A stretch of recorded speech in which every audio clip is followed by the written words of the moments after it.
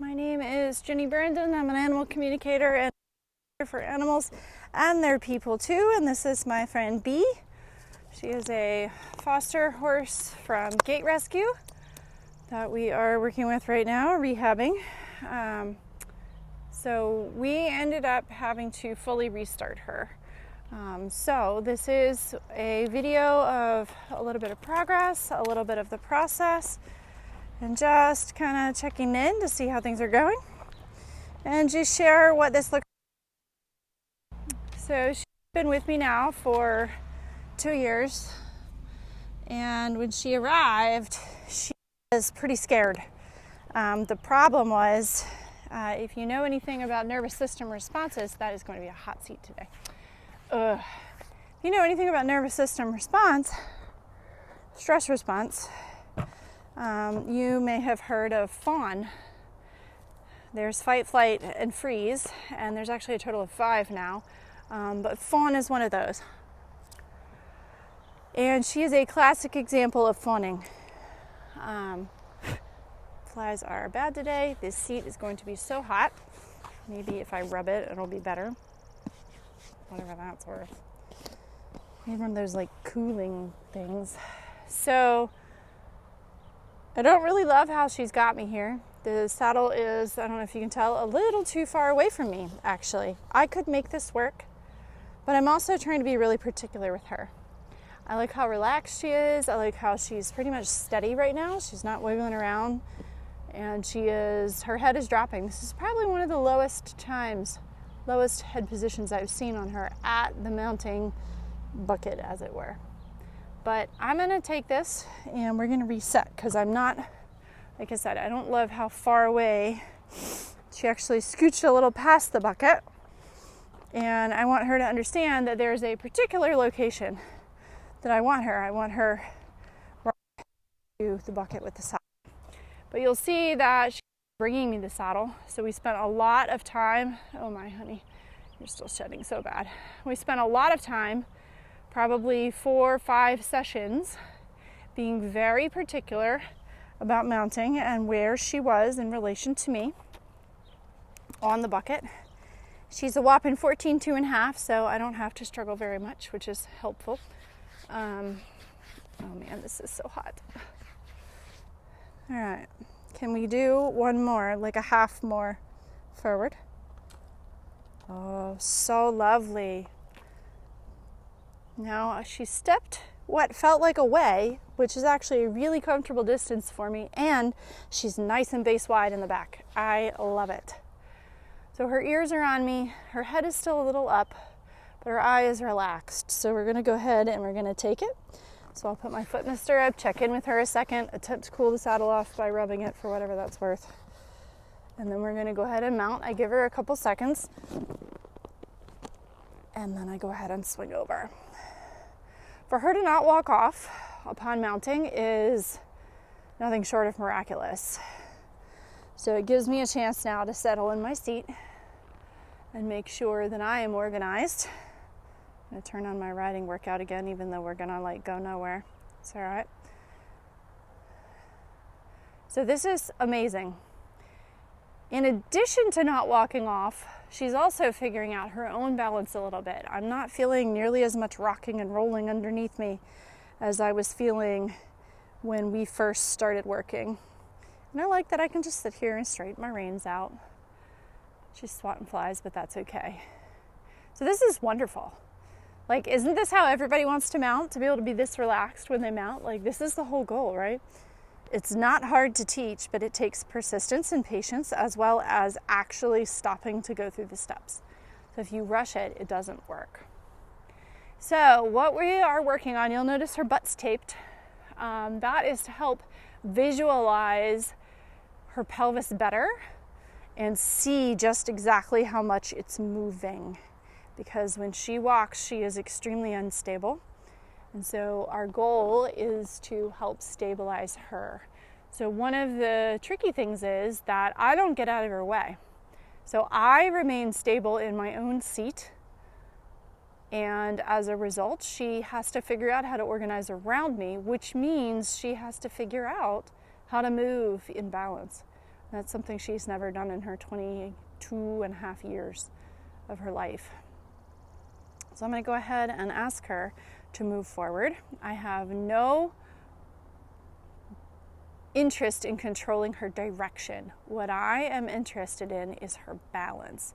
So we can go wherever we like. Hopefully the pivot follows us. We don't go around the corner. There's a distraction, so we're just going to say, hey, don't worry about that. And then I'm just gently going to ask her to step forward.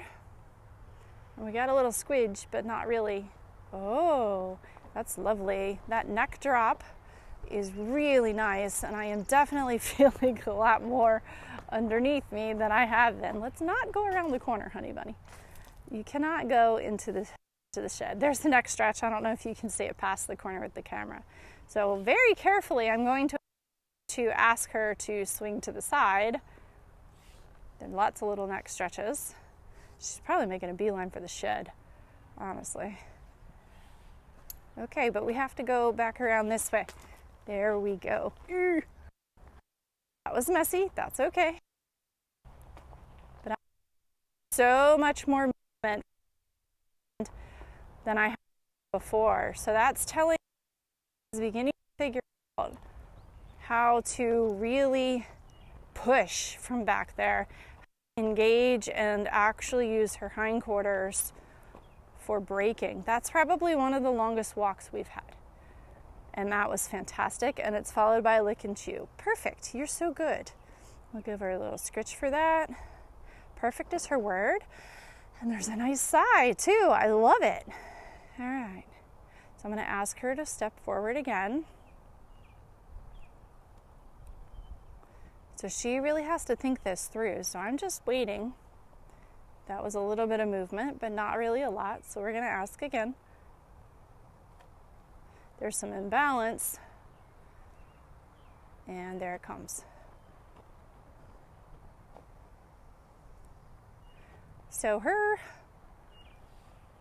objective is she can go where she wants, preferably not over there by the shed, as long as she stays straight. I don't mind this rooting behavior. This is a bit of a release in her back, her neck. So it's okay. We just let the reins go, but we also say, hey, don't bend your neck. Don't flex.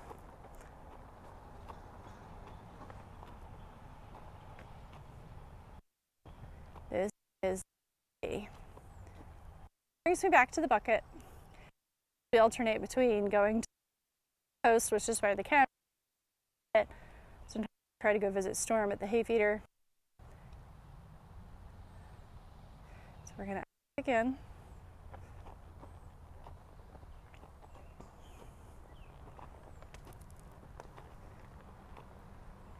And she is trying to lengthen her neck. I feel her thinking in that direction, which is fantastic. It's a little bit of a cheat because there's a fly, but that's okay. Honestly, we'll take it whatever way we get it. So we're going to go again. And this is the most control she has had over her movement and her body since I have been working with her. There's a stretch. I'll ask while she's kind of stretching and thinking long. She wants to swat a fly, that's okay. So this time I'm really thinking like keeping everything level, keeping everything stable. I want to feel her spine like a broomstick. Sometimes I imagine sitting on a corn broom. You know, the end of the broom is kind of flat where all the bristles are. I imagine that I have to keep that level.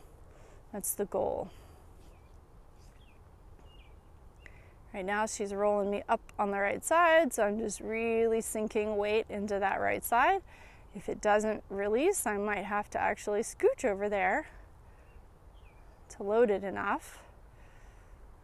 There's like nothing left in my left side. And there it comes. All right, so we're gonna take this opportunity kind of in the middle and ask for another walk. There we go. So I am really thinking from the back end forward really thinking like swinging that broomstick straight out in front of me, sitting on the back of it, nice and level. Like that imagery really helps me to stay balanced and keep looking for balance. We are looking from the flies. You should be able to watch the tape since she keeps going away from the camera.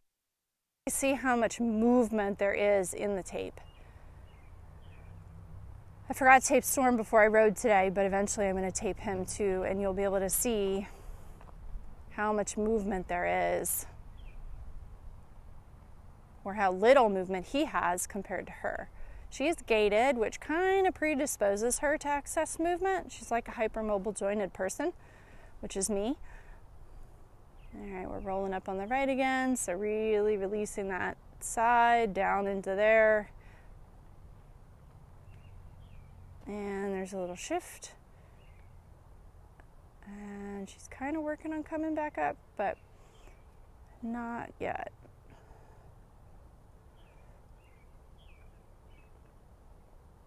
So we're going to see if we can move out of this stuck point. There it is. So even at the halt, I am asking for things and working on things. There's a little neck release and an itch. Excuse for an itch, it's okay. Another bit of rooting. You might not be able to see it on the camera since we're facing away, but and there's the forward.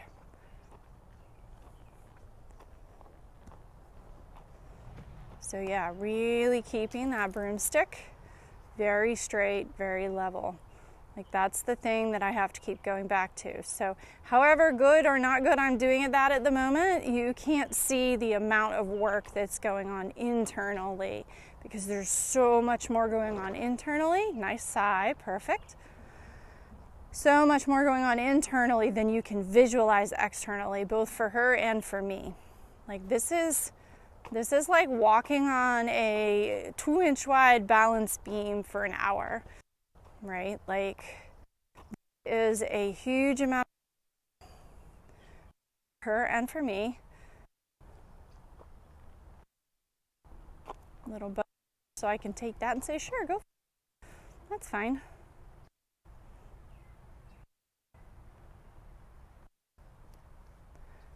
Some head tosses. And we're just going to wait. There's a bit of rolling. So I'm going to stay level. Oh, that was a nice step wide. I felt her step out, which is pretty cool. And she goes, dang, I'm not sure I know how to move like this. And there's a lick and chew. Very, very good. All right, she's got her head nice and level. Much closer to level anyway. So can we go forward from here? So I'm going to be patient for a second, hanging out in this space. Let her stretch her neck. There's a half a step. Switch a fly. And there it is.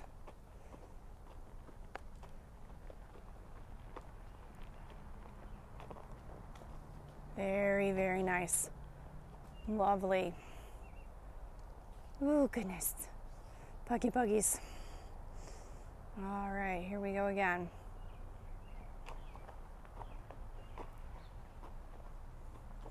So no matter what direction she chooses, I'm thinking straight. I'm thinking, can we be straight as we go along? Oh, goodness, I know. It's so bad. Don't run into the bucket.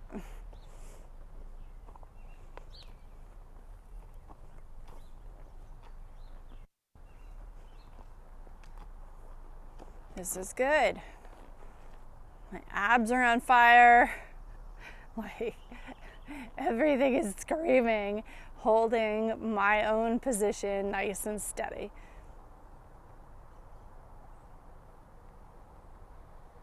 Thinking it through, and there it is. Perfect.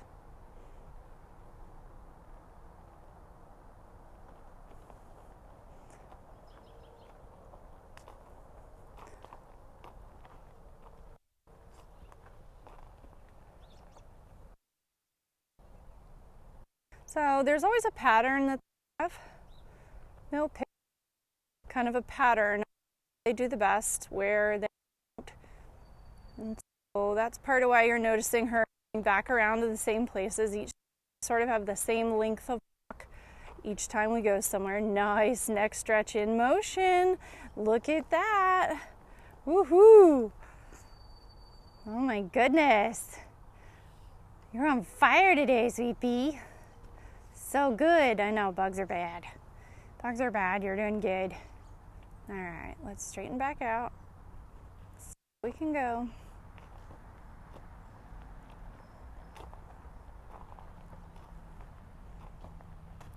Very nice.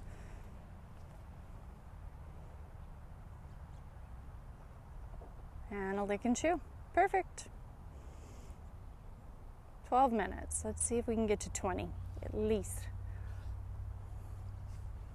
So this work looks like a lot of nothing, but the more it looks like nothing, the more impact there is.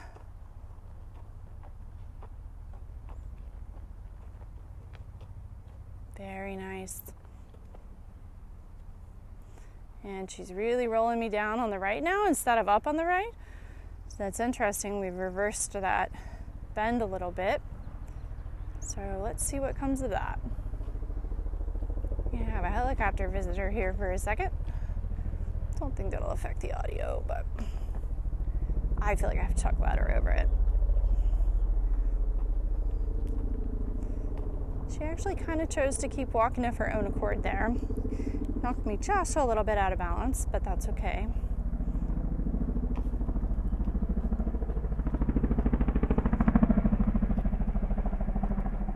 Oh, it's a snook.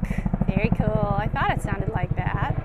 Couldn't see it when it was further away. Very fun. We have all sorts of interesting birds here, right? We get visits from lots of stuff. All right. So I am asking for forward. She's a little distracted by the flies. There it is.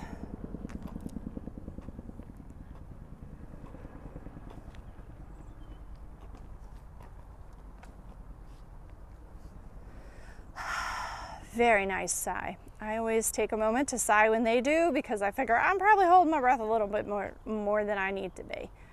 So she sort of offered a walk, so I said, sure, let's go. So each step I'm thinking, can we make a wide circle? How far out can we go? How straight can we be? So right now she's using these turns to help her find her balance.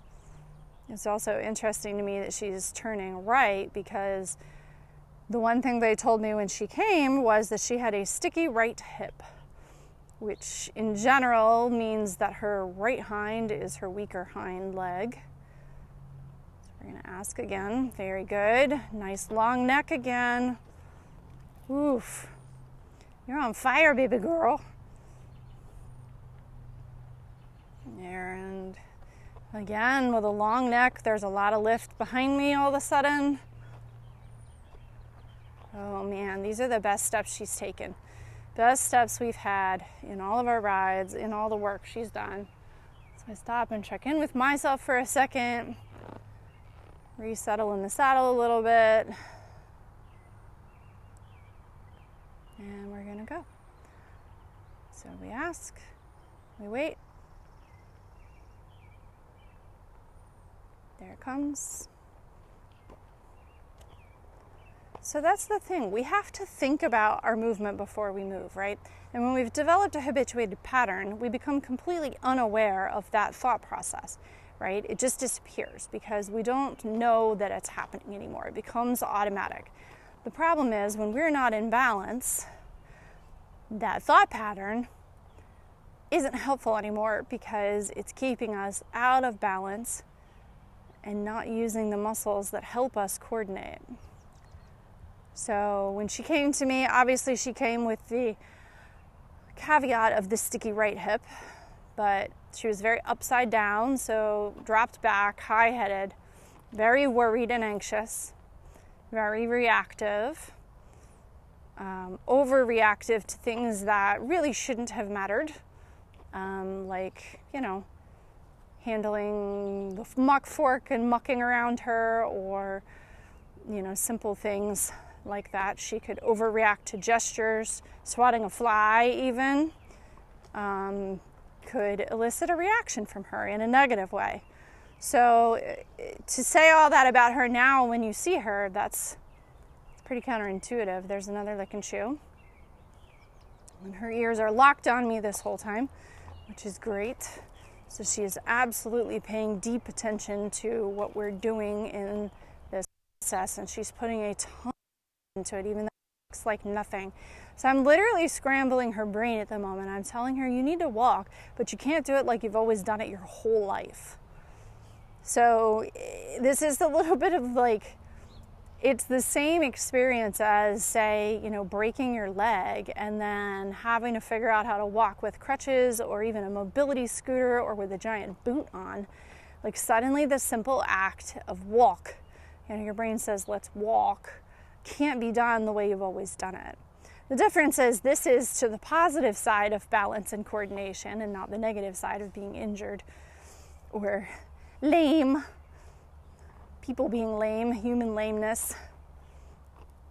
So at this point, though, this is the rehab, right? This is back off again.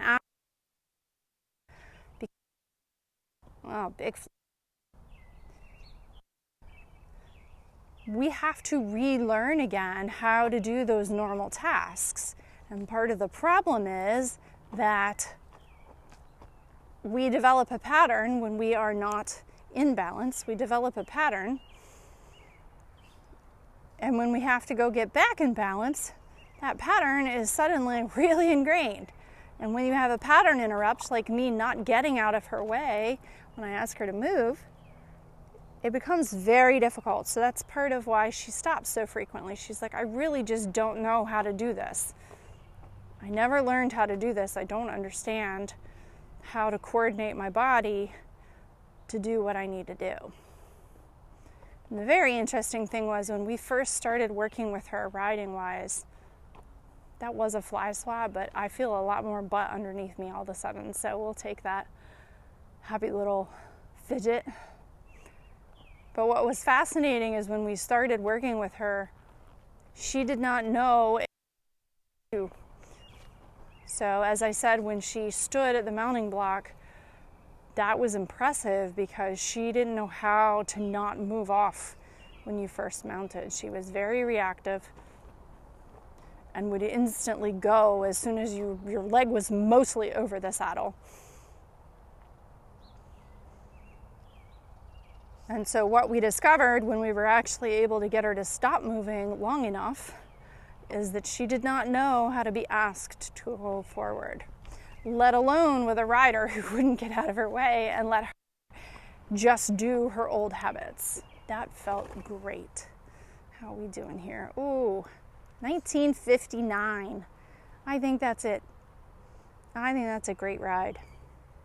So now she's in the phase of just being able to figure all of this out, and it's so beautiful. Like I said, it looks like nothing, but the more nothing it looks like, the harder she's working and the harder I am working. So thank you so much for joining us and hanging out today. Really appreciate you along for the ride, and we'll see you next time. That is if I can get the pivo shut off.